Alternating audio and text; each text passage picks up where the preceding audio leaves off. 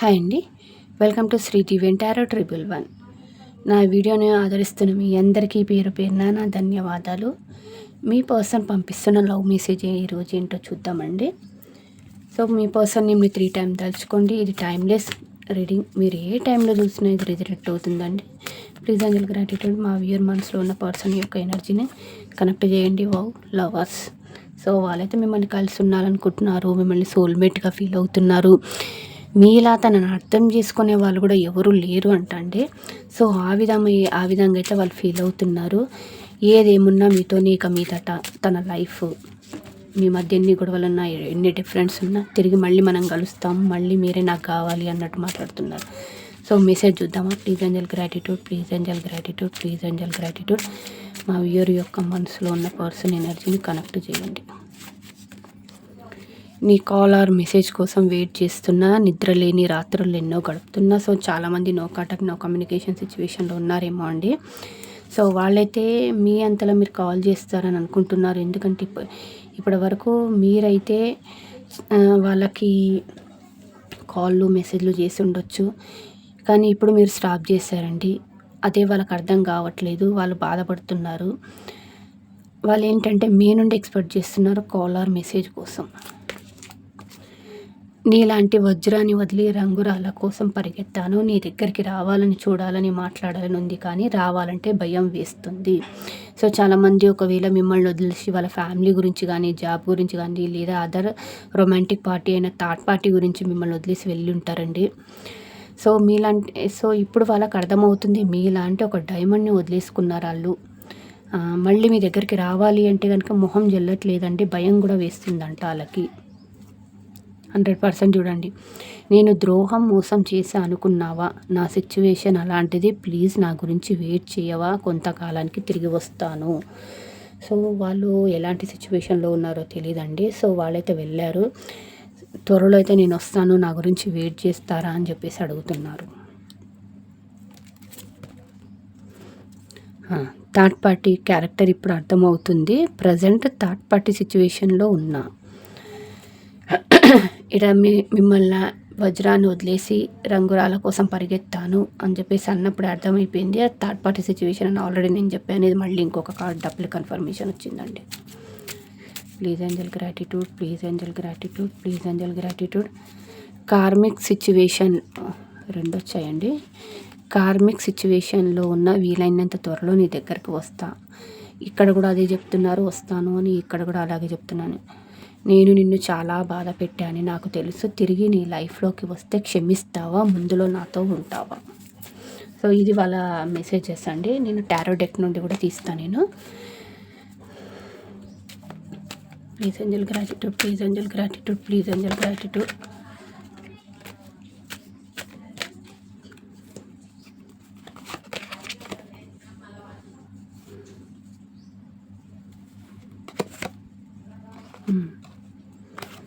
నీ call or message కోసం wait చేస్తున్నా, నిద్ర లేనిగా రాత్రులు గడుపుతున్నా. చాలామంది నో కాంటాక్ట్లు ఉన్నా, లేదంటే వాళ్ళు మీ నుండి దూరంగా ఉన్నా కూడా వాళ్ళు కూడా ఏంటంటే మీ గురించి ఎదురు చూస్తున్నారు, మీ గురించి డెసిషన్ తీసుకున్నారు, రావాలి మీ దగ్గరికి అని. సో సిచ్యువేషన్ ఏమి అయినా సరే వాళ్ళైతే భయపడుతున్నారండి. వాళ్ళైతే భయపడుతున్నారు సో మీ దగ్గరికి రావడానికి. అందుకని చెప్పేసి మీ కాలర్ మెసేజ్ గురించే వాళ్ళు వెయిట్ చేస్తున్నారు, ఎందుకంటే గొడవ ఉండదు కాబట్టి. సో నీలాంటి వజ్రాన్ని వదిలే రంగురాల కోసం పరిగెత్తాను, నీ దగ్గరికి రావాలని, చూడాలని, మాట్లాడాలని ఉంది, భయం వేస్తుంది. ఎందుకు అంటే కనుక వాళ్ళు చేసిన తప్పేందో వాళ్ళకి తెలుసు. అందుకని చెప్పేసి ఇప్పుడైతే వాళ్ళు మీ దగ్గరకు వచ్చేసి అయితే తన లవ్ ప్రపోజల్ మీకు చెప్పాలనుకుంటున్నారు. ఈ రిలేషన్ గురించి స్టాండ్ తీసుకోవాలనుకుంటున్నారు. ఇప్పటివరకు దీని గురించి స్టాండ్ తీసుకుని వ్యక్తులు ఎవరైతే ఉన్నారో స్టాండ్ తీసుకొని ఈ రిలేషన్ని నిలబెట్టుకోవడానికి అయితే ట్రై చేస్తారండి. మేబీ చాలామంది మీ పర్సన్ని అడిగి ఉంటారు. సో మెచ్యూరిటీ లెవెల్ మీ పర్సన్కి కొంచెం తక్కువ అనిపిస్తుంది. మీరు ఆ మాట కూడా చెప్పుంటారు. సో అంత చిన్న పిల్లల్లా చేస్తారేంటి, ఈ రిలేషన్ గురించి మీరు స్టాండ్ ఎందుకు తీసుకోరు, లేదా పెద్దగా ఎందుకు ఆలోచించరు అని. సో అందుకని చెప్పేసి అయితే మళ్ళీ వచ్చేసి తన ప్రేమను మీకు వ్యక్తం చేస్తారు, ఈ రిలేషన్ నిలబెట్టుకోబోతున్నారు. నేను ద్రోహం మోసం చేశా అనుకున్నావా, నా సిచ్యువేషన్ అలాంటిది, ప్లీజ్ నా గురించి వెయిట్ చేయవా, కొంతకాలంలో తిరిగి వస్తా. సో వాళ్ళైతే డివైన్ని ప్రే చేస్తున్నారండి. చెప్పాను కదా, ఇక్కడైతే చాలామంది నో కాంటాక్ట్ ఉన్న వాళ్ళని నాకు కనబడుతున్నారు. వాళ్ళైతే మీతోని రీయూనియన్ కోరుకుంటున్నారు. చాలామందికి ఇక్కడ రీయూనియన్ అనేది మళ్ళీ త్వరలో ఉంది. డివైన్ని ప్రే చేస్తున్నారు. వాళ్ళు చేసిన తప్పులు ఏవైతే ఉన్నాయో దానికి సిగ్గుపడుతున్నారు. అందుకని చెప్పేసి దేవుణ్ణి కోరుకుంటున్నారు. ఏంటి అంటే కనుక మళ్ళీ మిమ్మల్ని తన లైఫ్లోకి తిరిగి పంపించమని. థర్డ్ పార్టీ క్యారెక్టర్ ఇప్పుడు అర్థమవుతుంది. ప్రజెంట్ థర్డ్ పార్టీ సిచ్యువేషన్లో అంటే ఇక్కడ థర్డ్ పార్టీకి వీళ్ళకు ఏదో మనకి సంబంధించిన ఇష్యూస్ అయితే జరిగిపోతుంది. మేబీ వాళ్ళ లైఫ్లో థర్డ్ పార్టీ ఉండొచ్చు, లేదా మూవ్ ఆన్ అయిపోయి ఉండొచ్చు. వాళ్ళ మధ్య ఏంటి అంటే మనకి సంబంధించిన ఏదో గొడవలు జరుగుతున్నాయండి. సో థర్డ్ పార్టీ అడిగి ఉంటుంది, లేదంటే మనీ మీ పర్సన్ దగ్గర నుండి ఎక్కువ మనీ ఎక్స్పెక్ట్ చేసి ఉంటుంది, లేకపోతే కొంచెం మీ పర్సన్కి మనీకి సంబంధించి డౌన్ అయినా కూడా తన హెల్త్ బాగాలేకపోయినా వాళ్ళైతే సరిగ్గా చూసుకోవట్లేదండి, ఎవరు ఆ థర్డ్ పార్టీ వాళ్ళు. సో అందుకని చెప్పేసి అయితే థర్డ్ పార్టీ క్యారెక్టర్ ఇప్పుడు అర్థమైంది. అంతకుముందు ఒకవేళ మనీ గురించో మీ పర్సన్ ఇమ్మడబడి ఉంటారు, లేదు అంటే కనుక లేని ప్రేమని నటించి వాళ్ళ సైడ్ తిప్పుకొని ఉంటుంటారండి. ఇప్పుడు వాళ్ళ రియల్ క్యారెక్టర్ అనేది వీళ్ళకి అర్థమవుతుంది. కార్మిక్ సిచ్యువేషన్లో ఉన్న వీలైనంత త్వరలో వస్తాం.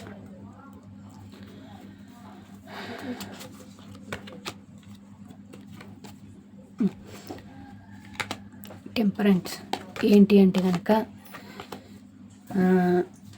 ఈ రిలేషన్ అయితే వాళ్ళు నిలబెట్టుకోవాలనుకుంటున్నారండి, బ్యాలెన్స్ చేయాలి.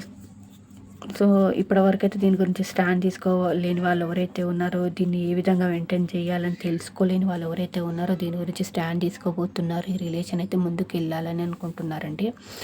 సో త్వరలో అయితే ఈ రిలేషన్ అయితే ముందుకు వెళ్ళబోతుంది మీది అని కూడా చెప్పొచ్చు. దాని గురించి సో సిచ్యువేషన్ ఏదైనా కూడా వాళ్ళంతా ఫస్ట్ అయితే మిమ్మల్ని తన లైఫ్లో పెట్టుకోవడానికి బ్యాలెన్స్ ఏ విధంగా అయినా సరే బ్యాలెన్స్ చేసుకోవాలి. మిమ్మల్ని వదులుకోవడం తనకి ఇష్టం లేదు.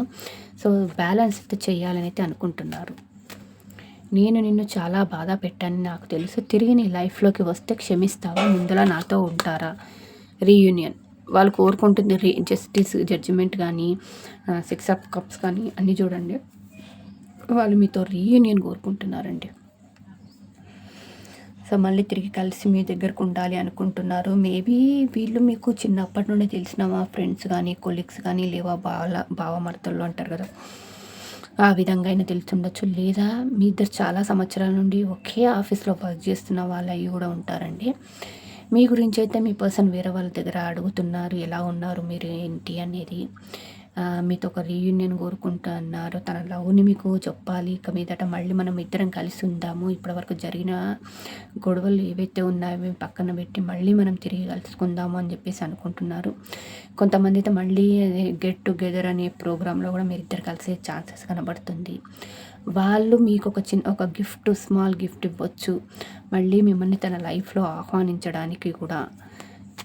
The bottom of the deck కూడా చూద్దామండి.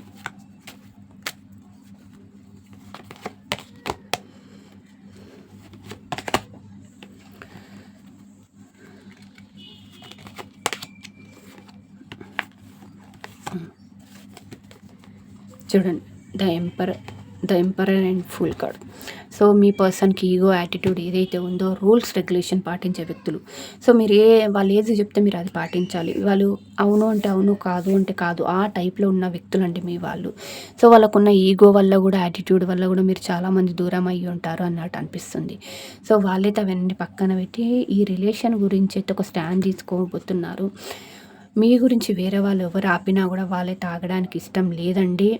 త్వరలో అయితే ఈ రిలేషన్ని నిలబెట్టుకోవడానికి వాళ్ళైతే మీ దగ్గరకు వచ్చే ఛాన్సెస్ కూడా చాలా కనబడుతుంది. మేబీ కొంతమంది మీరు సింగిల్ పేరెంట్స్ అయ్యి ఉంటారండి, చూస్తున్న వాళ్ళు మీరైనా వాళ్ళైనా.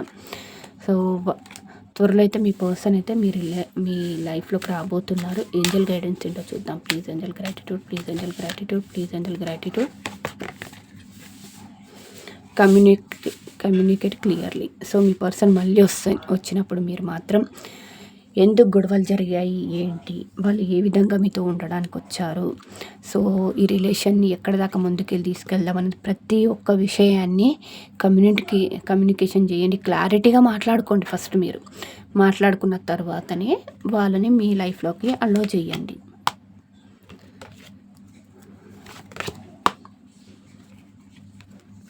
Gratitude with in the next few months. So త్వరలో అయితే మీ పర్సన్ మీ లైఫ్లోకి రాబోతున్నారు కదండి. కొన్ని మంత్స్లోనే వాళ్ళు మీ లైఫ్లోకి రాబోతున్నారు. మీ మధ్య ఒక రొమాంటిక్ లైఫ్ అనేది స్టార్ట్ కాబోతుంది.